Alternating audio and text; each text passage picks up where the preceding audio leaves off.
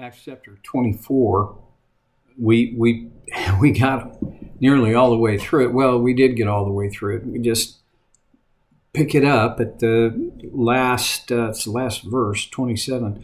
When 2 years had passed, Felix was succeeded by Porcius Festus. And when I was younger, I thought Porcius Festus was kind of like Porky Pig, but I don't know. Anyway, but because Felix wanted to grant favor to the Jews, he left Paul in prison. The waiting thing. And then in chapter 25, 3 days after arriving in the province, Festus went up from Caesarea to Jerusalem, where the chief priest and the Jewish leaders appeared before him and presented the charges against Paul.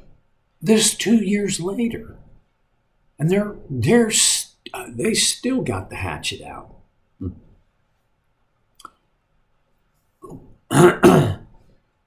Now, I'm not going to say a ton about this, but when bitterness takes root, it begins with resentment and grows to become bitterness. And when bitterness takes root in a person's heart, it is a cancer. These Jewish leaders, I feel like, they're riddled with the cancer of bitterness. Just my opinion. Verse 3, they requested Festus as a favor to them to have Paul transferred to Jerusalem, for they were preparing an ambush to kill him along the way. These guys don't give up. Festus answered, Paul's being held at Caesarea, and I myself am going there soon. Let some of your leaders come with me, and if the man has done anything wrong, they can press charges against him there. Don't know whether this was Festus being prudent or God prompting him to go in this direction, but it pretty much saved Paul's life. Verse 6, after spending 8 or 10 days with him, Festus went down to Caesarea. And remember, Caesarea is north of Jerusalem, but anything when you leave just Jerusalem is down. Festus went down to Caesarea. The next day, he convened the court and ordered that Paul be brought before him. He had expedited this thing. Verse 7, when Paul came in, the Jews who had come down from Jerusalem stood around him. They brought many serious charges against him, but they could not prove them. That sounds familiar. Then Paul made his defense. I've done nothing wrong against the Jewish law or against the temple or against Caesar. Festus, wishing to do the Jews a favor,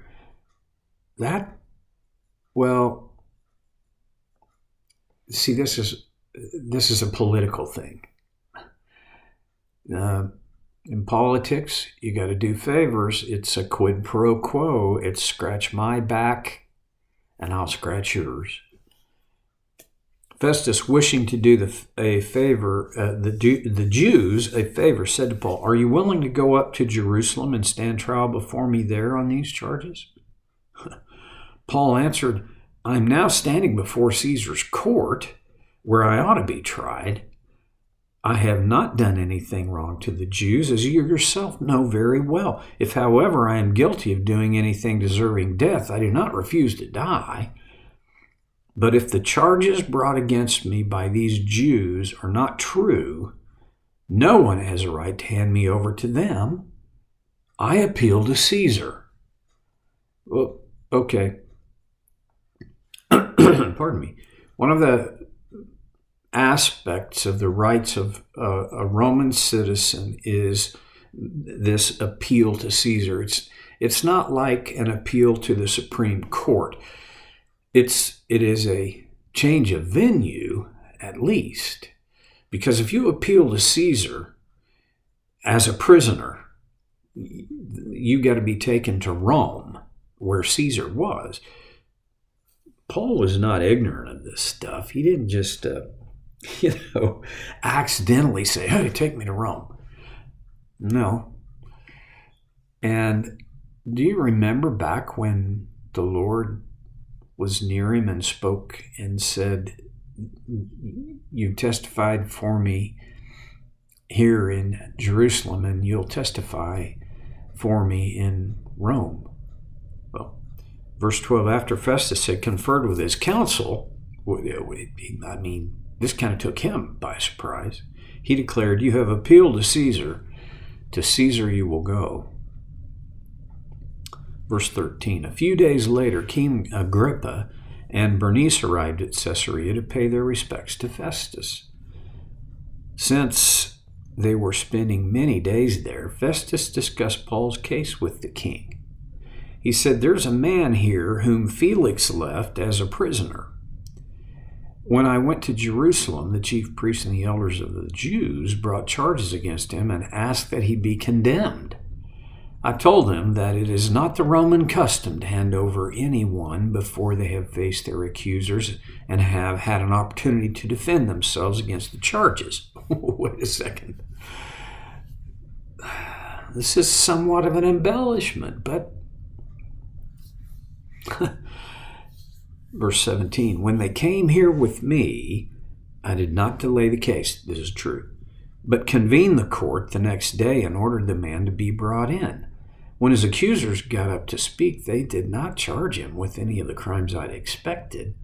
Instead, they had some points of dispute with him about their own religion and about a dead man named Jesus who Paul claimed was alive. I was at a loss how to investigate such matters, so I asked if he'd be willing to go to Jerusalem and stand trial there on these charges.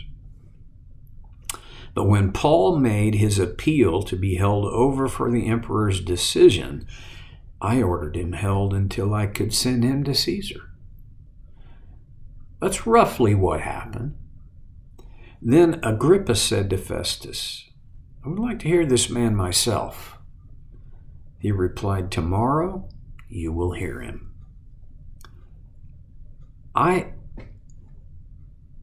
Just the human side of this. I mean, Luke, as he writes this narrative, inspired by the Holy Spirit, there's just such drama. Okay. Verse 23, the next day, Agrippa and Bernice came with great pomp and entered the audience room with high-ranking military officers and the prominent men of the city. Well, yeah, when King Agrippa and Bernice show up, if you're somebody, you're going to want to be there. Well, most of the somebodies in Caesarea were. At the command of Festus, Paul was brought in. Festus said, King Agrippa and all who are present with us, you see this man? The whole Jewish community has petitioned me about him in Jerusalem and here in Caesarea, shouting that he ought not to live any longer. I found he had done nothing deserving of death, but because he made his appeal to the emperor, I decided to send him to Rome. But I have nothing definite to write to His Majesty about him. Therefore, I have brought him before all of you, and especially before you, King Agrippa, so that as a result of this investigation, I may have something to write. For I think it is unreasonable to send a prisoner to Rome without specifying the charges against him. The reason he was having trouble specifying these charges and completing his investigation is because there was no evidence to support the accusation of these Jews. There was only their passion. There was only their bitterness. Verse 27 is a little bit ironic, for I think it is unreasonable to send a prisoner on to Rome without specifying the charges against him. Yeah, I'd say so. Well, I'm sending him over to you. I don't really have any charge against him, but that's not going to work.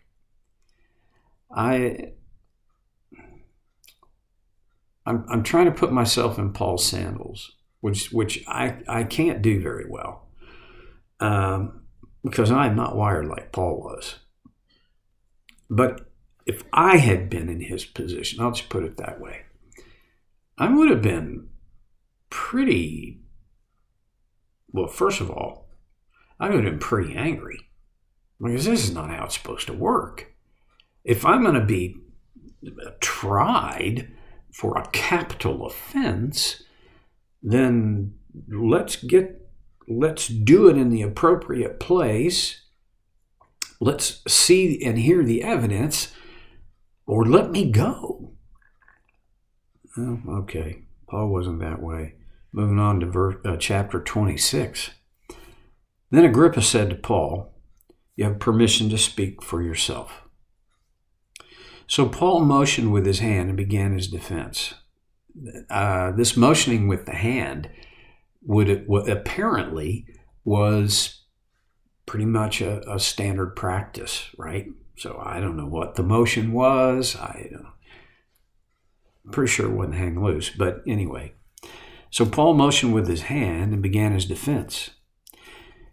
"King Agrippa, I consider myself fortunate to stand before you today as I make my defense against all the accusation of the Jews, and especially so because you're well acquainted with all the Jewish customs and controversies." So Agrippa was not ignorant of Jewish ways. Verse 4. Well, to complete verse 3. "Therefore, I beg you to listen to me patiently. The Jewish people all know the way I have lived ever since I was a child, from the beginning of my life in my own country, which was Saul of Tarsus, right? And also in Jerusalem. They've known me for a long time and can testify, if they are willing, that I conform to the strictest sect of our religion, living as a Pharisee. And now, it is because of my hope in what God has promised our ancestors that I am on trial today. This is the promise our 12 tribes are hoping to see fulfilled as they earnestly serve God day and night. King Agrippa, it is because of this hope that these Jews are accusing me. Why should any of you consider it incredible that God raises the dead?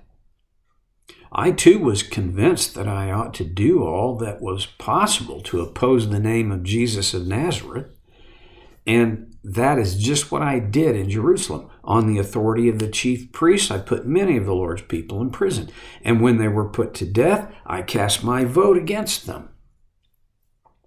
Many a time I went from one synagogue to another to have them punished, and I tried to force them to blaspheme. I was so obsessed with persecuting them that I even hunted them down in foreign cities. On one of these journeys, I was going to Damascus with the authority and commission of the chief priest.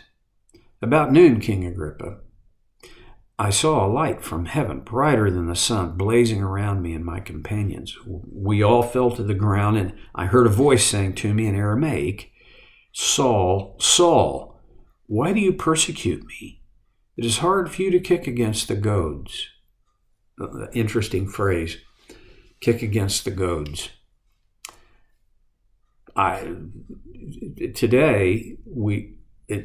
experience is that goads are now electronic. They're called cattle prods. Kicking against the goad was an agricultural term where an oxen or a cow goaded with a sharp stick to move forward would kick against that stick. Well, the problem was they were only hurting themselves further by kicking against the goad. Okay. Verse 15, "Then I asked, 'Who are you, Lord?' 'I am Jesus, whom you are persecuting,' the Lord replied. 'Now get up and stand on your feet. I've appeared to you to appoint you as a servant and as a witness of what you have seen and will see of me. I will rescue you from your own people and from the Gentiles. I'm sending you to them to open their eyes and turn them from darkness to light and from the power of Satan to God, so that they may receive forgiveness of sins and a place among those who are sanctified by faith in me. This is an expanded version of what Paul had already testified. He'd already told his story, and we read about it in Acts chapter 9. This is a further expansion of that. Verse 19. So then, King Agrippa, I was not disobedient to the vision from heaven. Pause.